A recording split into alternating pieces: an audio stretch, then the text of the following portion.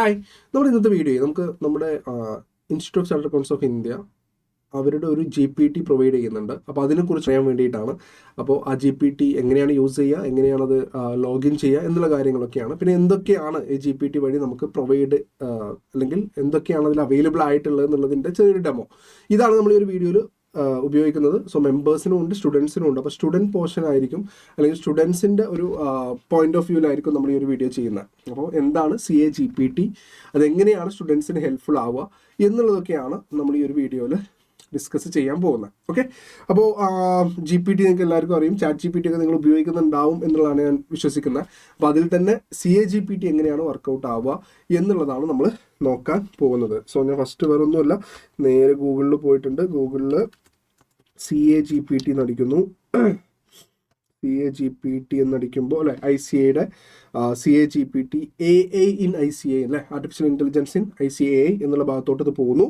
അവിടെ നമ്മൾ CA-GPT എന്ന് ക്ലിക്ക് ചെയ്യുമ്പോൾ വരുന്നത് institute of chartered accounts of India beta version 2.0 ICA members and ICA students. So മെമ്പേഴ്സിനും സ്റ്റുഡൻസിനും ഇത് ഉപയോഗിക്കാൻ പറ്റും. മെമ്പേഴ്സ് ലോഗിൻ ഉണ്ട്, സ്റ്റുഡൻസ് ലോഗിൻ ഉണ്ട്. ഞാനിത് മെമ്പേഴ്സ് ലോഗിൻ ഞാൻ ഉപയോഗിക്കുന്നതാണ്.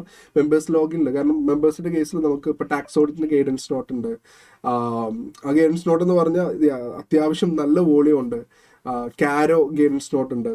അങ്ങനെ ഓരോന്നിനും നമുക്ക് ഗൈഡൻസ് നോട്ടുകളുണ്ട്. ബാങ്ക് ഓഡിറ്റ്സിന് ഗൈഡൻസ് നോട്ട്സ് ഉണ്ട് അല്ലെ, ഗൈഡൻസ് ബുക്ക് തന്നെ ഉണ്ട്. അപ്പോൾ ഇത് ഭയങ്കര ഹെവിയാണ്. അപ്പോൾ ഇതെല്ലാം കൂടെ വായിച്ചിട്ട് നമ്മളൊരു ഓഡിറ്റ് ചെയ്യുക എന്നൊക്കെ പറയുന്നത് ഭയങ്കര ബുദ്ധിമുട്ടാണ്. അപ്പോൾ ഇതെല്ലാം ഇപ്പോൾ നമ്മുടെ GPT-യിൽ ഉണ്ട്. അപ്പോൾ നമുക്ക് അതിനെ ബേസ് ചെയ്തിട്ട് ഇപ്പോൾ ഒരു ഓഡിറ്റ് പ്രൊസീജിയർ ഉണ്ടാക്കണം. ജസ്റ്റ് ആസ് പെർ ഇത് ഒരു ഓഡിറ്റ് പ്രൊസീജിയർ തരാൻ പറഞ്ഞാൽ തരും.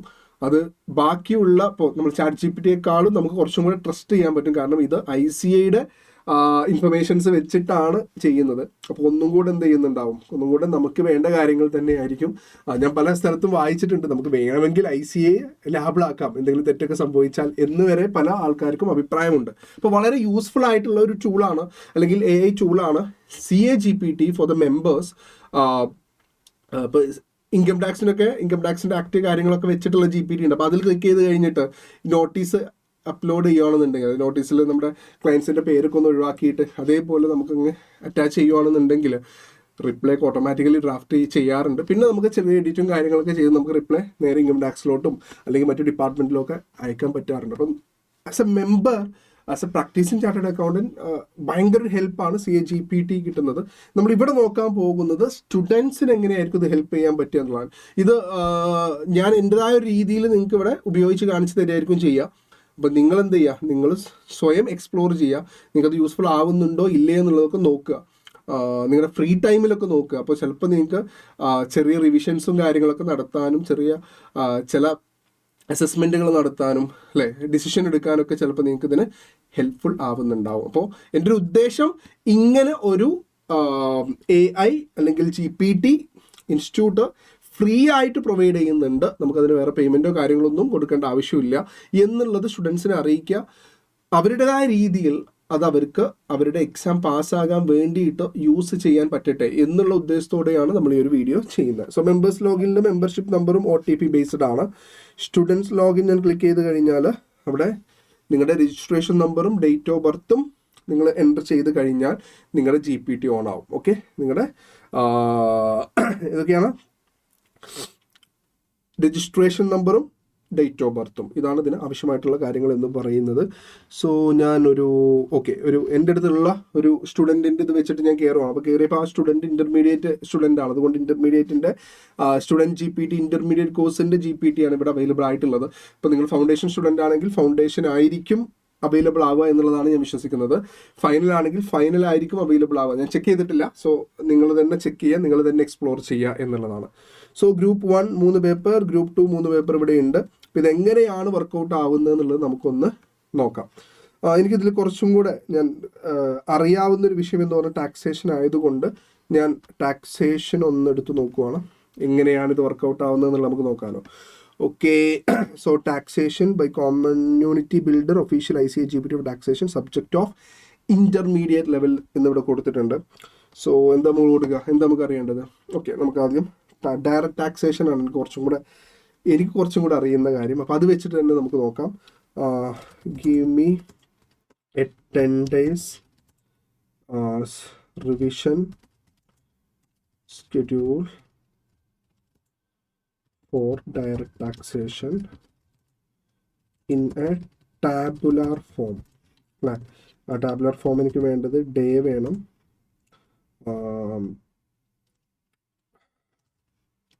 ചാപ്റ്റർ വേണം,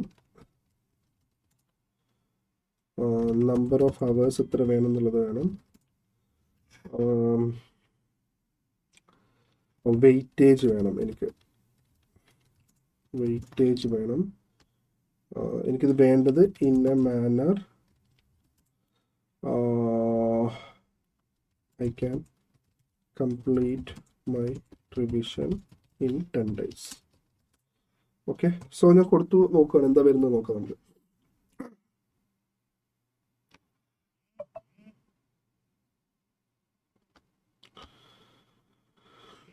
സോ വന്നുകൊണ്ടിരിക്കുന്നുണ്ട്. ടാബുലാർ ഫോമിൽ തന്നെ വന്നുകൊണ്ടിരിക്കുന്നു, നിങ്ങൾക്ക് കാണാൻ പറ്റും എന്നുള്ളതാണ് എൻ്റെ വിശ്വാസം. ഈ ഒരു രീതിയിലാണ് അത് വരുന്നത്. ഡേ 1 എങ്ങനെയാണെന്നുണ്ട്, chapter, basic concept, number of hours 3 hours പഠിച്ചാൽ മതി എന്നാൽ തന്നെ തീരുന്നതാണ് പറയുന്നത്. വെയിറ്റേജ്, എക്സാമിൻ്റെ വെയിറ്റേജ് എത്രയുണ്ട്? 10 to 20%. Second day residential status പഠിക്കാൻ പറയുന്നു. Third day heads of income പഠിക്കാൻ പറയുന്നു. ബിസിനസ്, അതിൽ സാലറിയും ഹൗസ് പ്രോപ്പർട്ടി ഒരു ദിവസം കൊണ്ട് പഠിക്കാൻ പറയുന്നു. ദെൻ ബിസിനസ്സും ക്യാപിറ്റൽ ഗെയിനും ഒരു ദിവസം കൊണ്ട് 4 days കൊണ്ട്. റിവിഷനാണ് ഇത്, ഇനീഷ്യൽ സ്റ്റഡി അല്ല. Other source 3 hours, clubbing of income, set off and carry for losses 3 hours, deduction from gross total income 3 hours, advance tax, TDS and TCS 3 hours, filing return of income and self-assessment 2 hours, computation of total income and tax payable 2 hours. ഈ ഒരു രീതിയിലാണ് എന്നോട് revise ചെയ്യാൻ പറഞ്ഞിട്ടുള്ളത്. So ഇതിൽ ചിലപ്പോൾ നിങ്ങൾക്ക് മാറ്റം വരുത്താം. ഇപ്പോൾ നിങ്ങൾ എല്ലാ ചാപ്റ്റേഴ്സും പഠിക്കുന്ന ആളല്ല എന്നുണ്ടെങ്കിൽ നിങ്ങൾക്ക് വേണമെങ്കിൽ ചോദിക്കാം, എനിക്ക് ഇതിന്ന് 2 ചാപ്റ്റർ സ്കിപ്പ് ചെയ്തിട്ട് ബെസ്റ്റ് ചാപ്റ്റേഴ്സ് ഫിക്സ് ചെയ്യാൻ പറ്റുമോ എന്ന് ചോദിക്കാം. ഞാൻ പറയുന്നത് അതേപോലെ എടുക്കാനല്ല കേട്ടോ, നിങ്ങൾ നിങ്ങളുടേതായ രീതിയിൽ എക്സ്പ്ലോർ ചെയ്യുക എന്നുള്ളതാണ്. അപ്പോൾ അതിന് വേണ്ടിയിട്ട് നിങ്ങൾക്കത് ഉപയോഗിക്കാം എന്നുള്ളതാണ്. സോ ഫസ്റ്റ് നമ്മളൊരു കാര്യം കൊടുത്തു, അതുപോലെ നമുക്ക് വേറെയും ഓപ്ഷൻസ് കൊടുക്കാം. അപ്പോൾ ഫോർ എക്സാമ്പിൾ നമുക്ക് ഫുൾ ഇത് കിട്ടുമോ എന്നുള്ളത് നോക്കാം. ഓക്കെ, അപ്പോൾ ഞാൻ ഫസ്റ്റ് ഗ്രൂപ്പാണ് പ്ലാൻ ചെയ്യുന്നത്. അപ്പോൾ ഈ ഫസ്റ്റ് ഗ്രൂപ്പിൻ്റെ ഒരു 60 days പ്ലാൻ എനിക്ക് വേണം എന്നുള്ളത് നമുക്ക് നോക്കാം. അപ്പോൾ ഞാൻ കൊടുക്കുന്നത് I am CA intermediate student,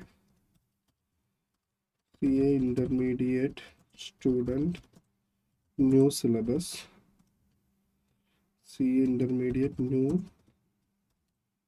syllabus student,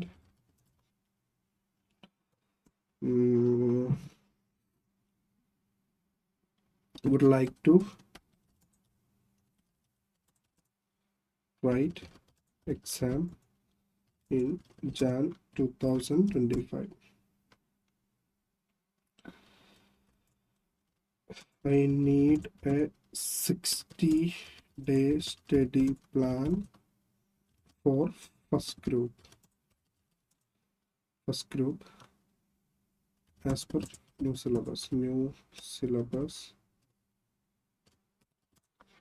First group as per new syllabus in tabular form. Day, subject, topic,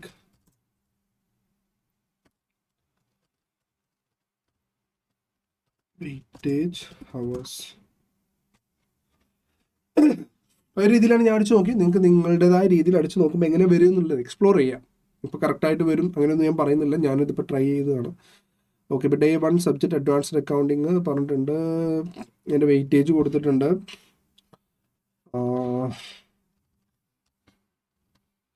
താഴോട്ട് എങ്ങനെ വന്നിട്ടുള്ളത് നോക്കാം. അഡ്വാൻസ്ഡ് അക്കൗണ്ടിങ്, കോർപ്പറേറ്റ് ലോ, ഓരോ ദിവസവും പഠിക്കേണ്ട സാധനവും ടാക്സേഷൻസും ഇങ്ങനെ കൊടുത്തിട്ടുണ്ട്, GST കാര്യങ്ങളൊക്കെ. അപ്പോൾ അങ്ങനെ ഒരു പ്ലാൻ അവിടെ തരുന്നുണ്ട്, നിങ്ങളത് നോക്കുക. ഞാനിപ്പോൾ സ്റ്റോപ്പ് ചെയ്യാണ്. ആ ഒരു സംഭവം നിങ്ങൾ ഇതിൻ്റെ കൂടെ തന്നെ ചെയ്ത് നോക്കുക, അല്ലെങ്കിൽ നിങ്ങൾ പിന്നെ ചെയ്ത് നോക്കുക, അങ്ങനെ വരുന്നുണ്ടോ നോക്കുക. അപ്പോൾ ഇവിടെയുള്ള പ്രശ്നം കണ്ടിന്യൂസ് ആയിട്ട് ഒരേ സബ്ജക്റ്റ് തന്നെയാണ്. പിന്നെ കോസ്റ്റിംഗ് വന്നിട്ടുണ്ട്, അപ്പോൾ അത് എലിമിനേറ്റ് ചെയ്യാൻ പറയാം. 3 സബ്ജക്റ്റ് ഉള്ളൂ എന്ന് പറയാം. അത്തരം കാര്യങ്ങളൊക്കെ നിങ്ങൾ കൊടുക്കുക. സോ ഞാൻ ഇവിടെ പറയുകയാണ്, costing is not in first group, only accounts, law and taxation is in first group. I would like to study 2 subjects in a day. 2 subjects in a day. So give me the revised plan. Give me the revised plan.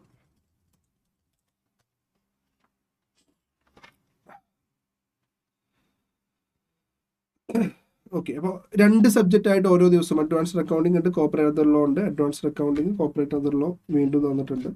അപ്പോൾ ഇതിലും നിങ്ങൾക്ക് മാറ്റം, നിങ്ങളുടേതായ രീതിയിലുള്ള മാറ്റങ്ങൾ നിങ്ങൾ expect ചെയ്യുന്നുണ്ട് എന്നുണ്ടെങ്കിൽ അതിനനുസരിച്ച് നിങ്ങൾക്ക് എന്ത് ചെയ്യാം, നമുക്കിവിടെ എന്ത് ചെയ്യണ്ട, കോഡ് കൊടുക്കണ്ട, ജസ്റ്റ് നമുക്ക് ജസ്റ്റ് സിമ്പിൾ ഇംഗ്ലീഷിൽ അടിച്ചു കൊടുക്കാൻ പറ്റിയാൽ, ഇവിടെ ടൈപ്പ് ചെയ്ത് കൊടുക്കാൻ പറ്റിയാൽ ഓട്ടോമാറ്റിക്കലി ആ രീതിയിൽ വരുമെന്നുള്ളതാണ് നമുക്ക് മനസ്സിലായത്. 60 ഡേയ്സോ 70 ഡേയ്സോ 80 ഡേയ്സോ പ്ലാനൊക്കെ നിങ്ങൾക്ക് അങ്ങനെ ചെയ്യാം. ഇനി ഞാനിത് സ്റ്റോപ്പ് ചെയ്യാണ്, നിങ്ങൾ നോക്കുക അതിൻ്റെ ഒരു ഇതെങ്ങനെയാണ് വരുന്നത് എന്നുള്ളത് നിങ്ങൾ നോക്കുക എന്നുള്ളതാണ്. പിന്നെ ഉള്ളത് ഇപ്പോൾ നമുക്ക് ഏതെങ്കിലും ഫസ്റ്റ് മൊഡ്യൂളോ ഐ നീഡ് ടു റിവൈസ്, നമുക്ക് പറയാം I need to revise direct taxation first module, give me 10 MCQ question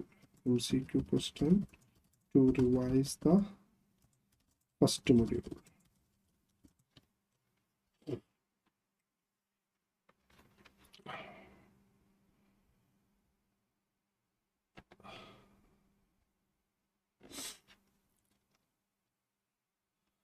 so ഈ ഒരു രീതിയിൽ GPT നമുക്ക് എന്ത് ചെയ്യും, പദസ്മെൻ്റ് ഇയർ മാറുന്നുണ്ടെങ്കിൽ നിങ്ങൾ പറഞ്ഞ് അതിനനുസരിച്ച് അവർ മാറ്റി തന്നോളും. സോ ഇതിപ്പോൾ എനിക്കിപ്പോൾ തോന്നിയ കുറച്ച് റിക്വയർമെൻറ്റ് ഞാൻ കൊടുത്തതാണ്. നിങ്ങൾക്ക് നിങ്ങളുടേതായ രീതിയിൽ എന്ത് ചെയ്യാം, റിക്വയർമെൻറ്റ്സുകൾ കൊടുക്കാം. അപ്പോൾ ആ രീതിയിൽ നിങ്ങളൊന്ന് ചെയ്ത് നോക്കുക. അപ്പോൾ ഞാൻ വീണ്ടും ഇവിടെ കൊടുക്കുകയാണ്. the above questions seems are very easy. I need harder questions to practice.